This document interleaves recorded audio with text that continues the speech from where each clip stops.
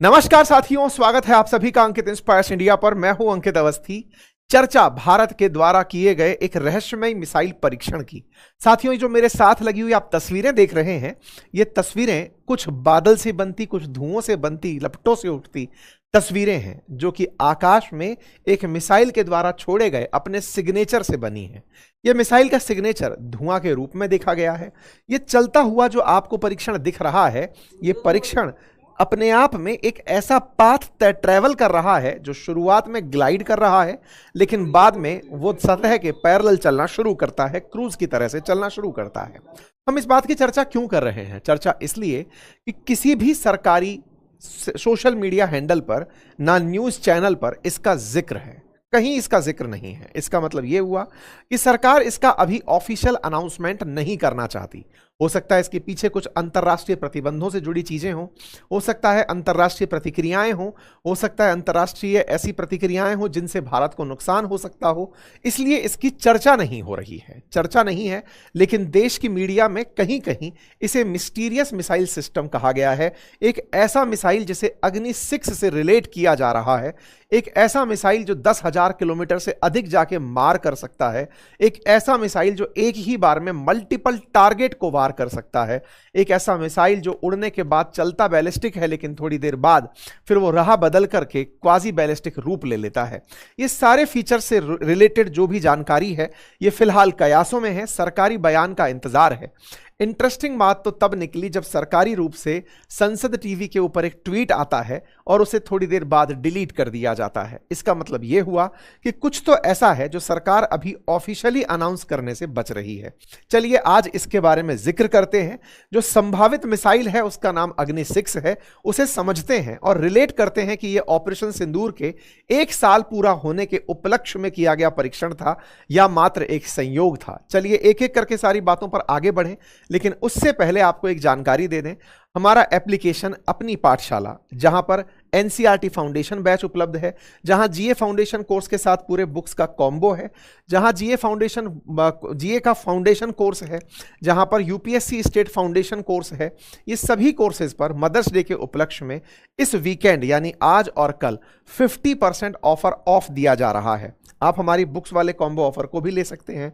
अपनी पाठशाला एप्लीकेशन पर यह ऑफर उपलब्ध है, लिंक कमेंट बॉक्स में है, जाकर आप इसे अवश्य चेक करें। सारी की सारी जो क्लासेस हैं, क्लास में पढ़ाए हुए जो नोट्स हैं, ये हमारे अपने हैं, आप जाकर इन्हें चेक अवश्य करें। चलिए साथियों आगे बढ़ते हैं। चर्चा इस तरह से उठे हुए ट्वीट्स के थ्रू, क्योंकि इन ट्वीट्स में कुछ ऐसी मिसाइल के द्वारा बनाए गए धुएं की, ऐसी मिसाइल के द्वारा खींची गई लकीरों की चर्चा हो रही है। जहां पर आप देखते हैं कि एक वीडियो रिकॉर्ड होता है चांदीपुर बालासोर उड़ीसा से, जहां पर बंगाल की खाड़ी के ऊपर एक मिसाइल के जाने के बाद बादल में कुछ ऐसी लकीर सी बनी दिखाई देती हैं। बड़ा सवाल खड़ा होता है कि इस तरह की लकीरें कोई मिसाइल कैसे खींच सकती है। तो कहा जाता है कि अगर बैलिस्टिक मिसाइल ग्लाइड करते हुए उड़े मतलब तैरते हुए चले, तो इस तरह के पाथ ड्राइव करती है।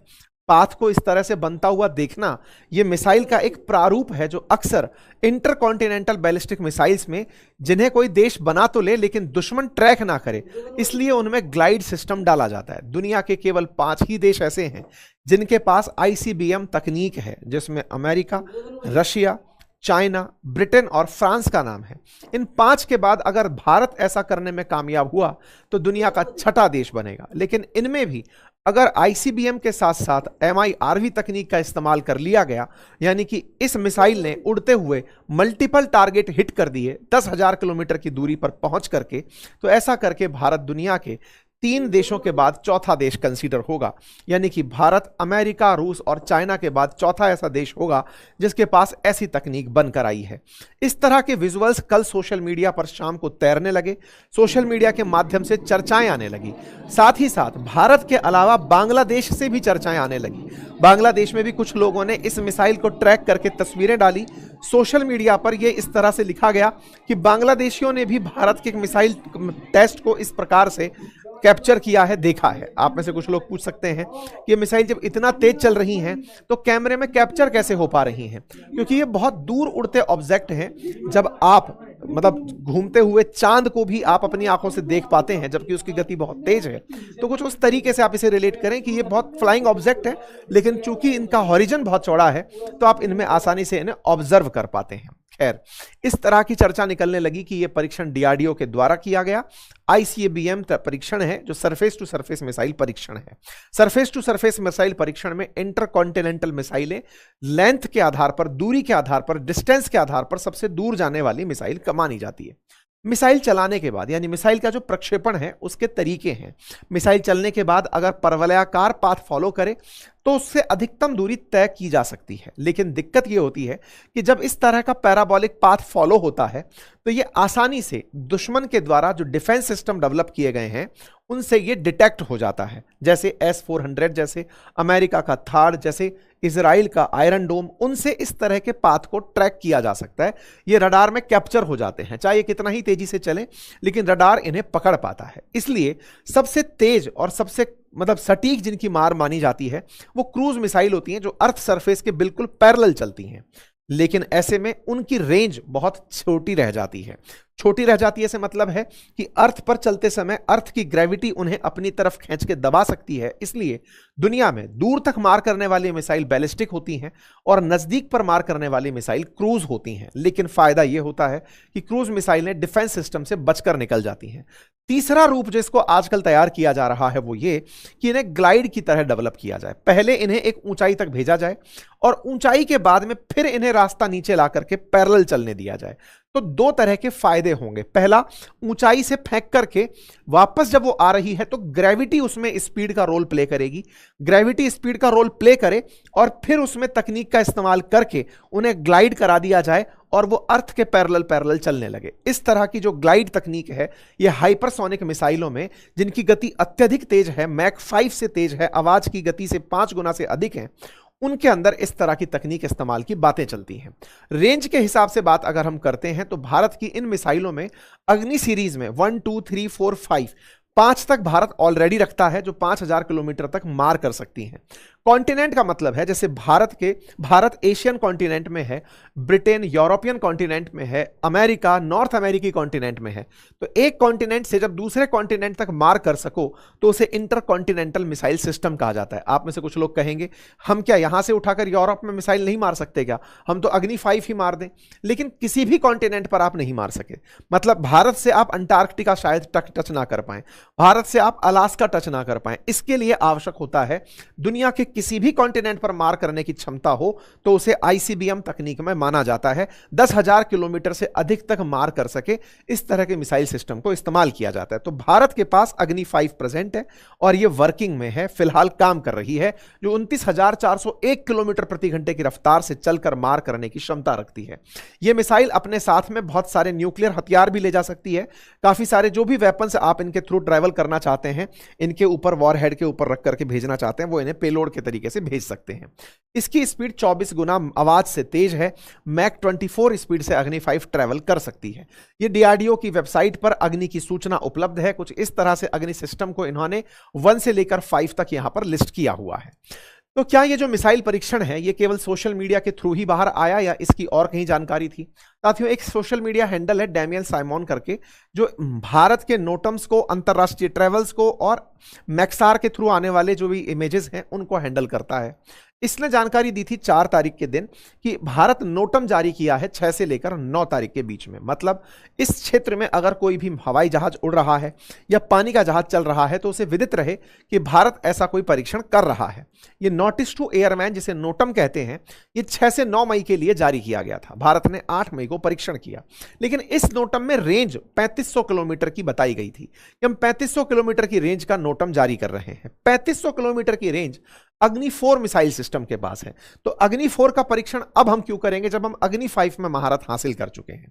अब सवाल फिर बनता है, तो इसका मतलब हो सकता है अग्नि 4 का नाम लेकर अग्नि 6 का परीक्षण किया हो। असल में अग्नि 6 के ऊपर बहुत दिन से चर्चाएं चल रही हैं। चर्चाएं चलने का कारण है इंटरकॉन्टिनेंटल बैलिस्टिक मिसाइल का होना, यानी एक ऐसी मिसाइल जो दुनिया में अमेरिका को भी परेशान करेगी कि अब इनकी मिसाइल हम तक भी आ जाएंगी।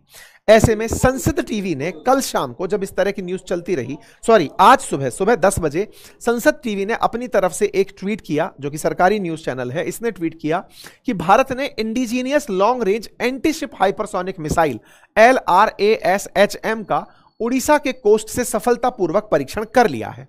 जब यह बात बाहर निकलकर आई तो फिर लोगों ने कहा चलो ठीक है, कल किसी ने अगर ये रेंज की मिसाइल मारी होगी तो हो सकता है 1500 किलोमीटर की रेंज की रही हो। थोड़ी ही देर बाद संसद टीवी इसे डिलीट कर देता है, लेकिन चर्चा में छोड़ जाता है LRASHM लार्शम मिसाइल सिस्टम, जिसके बारे में कहा गया कि ये एंटीशिप मिसाइल सिस्टम है। भारत ने 1500 किलोमीटर की रेंज में हाइपरसोनिक मिसाइल परीक्षण किया है, जो एंटीशिप है, यानी कि पानी में तैरते जहाज को निशाना बनाने के लिए है। लेकिन साहब, इसके अनाउंसमेंट के लिए DRDO पीछे क्यों रहता? वो खुद अनाउंसमेंट करने आ जाता। इसलिए इस बात को ट्वीट के साथ ही डिलीट मार दिया गया। हेडलाइन बनती है कि संसद टीवी का ट्वीट डिलीट हो चुका है। इसका मतलब फिर से कयास था कि ये फेक खबर डाल करके पहले अग्नि 4 का नोटम डाला, फिर LRASHM का मिसाइल परीक्षण का संदेश सरकारी टीवी ने डाला, लेकिन फिर डिलीट कर दिया। तब ये चीज बहुत ज्यादा फिर चर्चा के अंदर तैरने लगी। इसी बीच में DRDO के जो चीफ हैं, उनका एक इंटरव्यू ANI के साथ हुआ था, वो वायरल होना शुरू होता है। DRDO के चेयरमैन है सतीश समीर वी कामत। उन्होंने फ्राइडे को अपने एक इंटरव्यू में, पिछले फ्राइडे को अपने एक इंटरव्यू में कहा, जब उनसे पूछा गया कि सर अग्नि 6 की तैयारी कैसी चल रही है, तो अब उन्होंने अपने इंटरव्यू में इस लाइन को इस तरह से कहते हुए कहा कि हम पूरी तरह तैयार हैं, बस सरकार आदेश दे दे। तो ऐसे में चर्चा बनने लगी कि ये तैयार थे पिछले हफ्ते, सरकार ने क्या इस बीच में अपनी परमिशन दे दी? ये चर्चा फिर बड़ी बनती चली गई। बहस होती गई कि भारत इस तरह का परीक्षण कर रहा है, बता नहीं रहा है। लेकिन बीजेपी का जो सरकारी ऑफिशियल हैंडल है, बीजेपी दुनिया की सबसे बड़ी राजनीतिक पार्टी, उसका सबसे बड़ा ट्विटर हैंडल जिस पे मिलियंस में लोग फॉलो करते हैं, उस पर फिर एक ट्वीट आ जाता है। यह ट्वीट जब आता है तो उस ट्वीट में जानकारी आती है कि अग्नि 6 महाशक्ति बनने की ओर बढ़ता भारत। इसमें यह कहा गया कि भारत 10,000 किलोमीटर की मारक क्षमता और MIRV तकनीक के साथ अग्नि 6 इतिहास रचने के लिए तैयार है।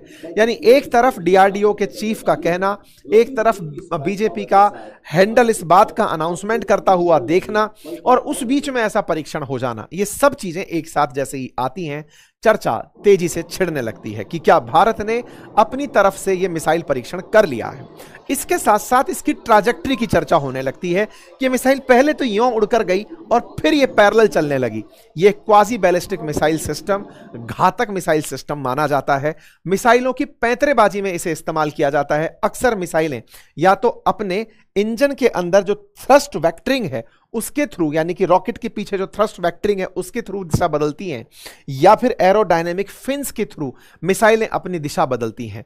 तो बोले हो सकता है कि इसको बहुत उन्नत तरीके से विकसित किया गया हो और इसे MIRV तकनीक के साथ, यानी कि मल्टीपल एंट्री, मतलब टारगेट को यह कर सकता हो, टारगेट कर सकता हो, उसके साथ इसको विकसित किया गया हो। कुल मिलाकर अग्नि 6 का कयास बहुत तेज है, और अगर अग्नि 6 का भारत ने परीक्षण कर लिया है तो यह दुनिया को बता देने का समय टेक्निकली आ चुका है। जिस समय अमेरिका और इजराइल मिलकर के ईरान के साथ जंग में है, भारत अपना ऑपरेशन सिंदूर का 1 साल पूरा कर लेता है। बकायदा भारत अपने थ्रू अनाउंसमेंट ऑपरेशन सिंदूर के करते हुए बताता है कि हमने 100 पाकिस्तानी सैनिकों को मारा था, हमने कौन से टारगेट हिट किए थे, जहां पर आज भी कंस्ट्रक्शन का काम चल ही रहा है।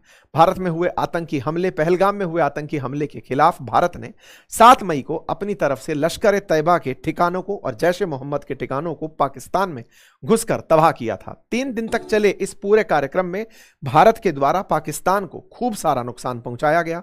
भारत के द्वारा किया गया ये जो ऑपरेशन था, ये जो एक्ट था, उसकी आज भी एविडेंस इन तस्वीरों से खूब बयान होते हैं। पता चलता है कि भारत ने किस तरह से इनके ठिकानों को डेब्रिस में कन्वर्ट कर दिया था, कैसे आज भी ये तस्वीरें आपके सामने हैं। जैश के द्वारा वापस से इनकी रिबिल्डिंग चल रही है, ऐसी तस्वीरें वापस से दिखाई देना शुरू होती हैं। कुल मिलाकर के ये वो दौर था जब भारत के कारनामे की चर्चा फिर से होने लगी कि भारत ने ऑपरेशन सिंदूर में कितना तरीके से, एकदम टारगेटेड तरीके से मिसाइलों को यूज करते हुए दुश्मन को नुकसान पहुंचाया था। अब ये पाकिस्तानी पत्रकार भी इस तरह की चर्चा करते हुए दिख रहे हैं, जिसमें इस बात की तारीफ हो रही है कि भारत ने ब्रह्मोस जैसी मिसाइलों के थ्रू भारत के जो सिस्टम थे, उन्होंने ऐसी मिसाइलें चलाई जो जो बहुत ज्यादा एकदम फोकस्ड होकर के दुश्मन को मार रही थी, यानी पाकिस्तान में नुकसान पहुंचा रही थी, लेकिन पाकिस्तान का कोई भी मिसाइल सिस्टम भारत के अंदर कोई भी लोकेशन हिट नहीं कर पा रहा था। खैर, भारत की तरफ से एक प्रेस कॉन्फ्रेंस होती है जिसमें यह कहा जाता है कि 100 पाकिस्तानी सोल्जर मारे गए। इसके बाद में पाकिस्तानी बाहर आते हैं, वो केवल ये कहते हैं कि ये अंग्रेजी में क्यों बोल कर गए, क्या ये दुनिया को सुनाना चाहते हैं कि हमने पाकिस्तान का कितना नुकसान किया। खैर, पाकिस्तान पाकिस्तान है, हम और आप इस उम्मीद में हैं कि भारत डिफेंस सेक्टर के अंदर नई ऊंचाइयां छुए, भारत का अग्नि 6 भारत को और मजबूत करे और भारत निरंतर यूं ही प्रगति की राह में आगे बढ़ता रहे। आप लोग इसे कैसे देखते हैं, अपनी राय कमेंट बॉक्स में जरूर रखिएगा। चैनल पर नए हैं तो सब्सक्राइब कर लीजिए। और हां, भारत के साथ अभी जो फिलहाल नोटम्स की जानकारी चल रही है वो ये कि चाइना वाले जो हैं वो भी इसको ट्रैक करने के लिए आए थे, ये अपडेट है। हाँ, एक जानकारी जो मैं दे रहा हूं वो ये कि मदर्स डे के अवसर पर हमारे सभी कोर्सेज जो अपनी पाठशाला पर हैं उन पर 50% ऑफ का ऑफर चल रहा है, इंक्लूडिंग जो कॉम्बो ऑफर्स हैं जिनमें हमारे नोट्स उपलब्ध हैं, आप उन्हें एक्सेस कर सकते हैं। लिंक अपनी पाठशाला एप्लीकेशन का कमेंट बॉक्स में उपलब्ध है। धन्यवाद।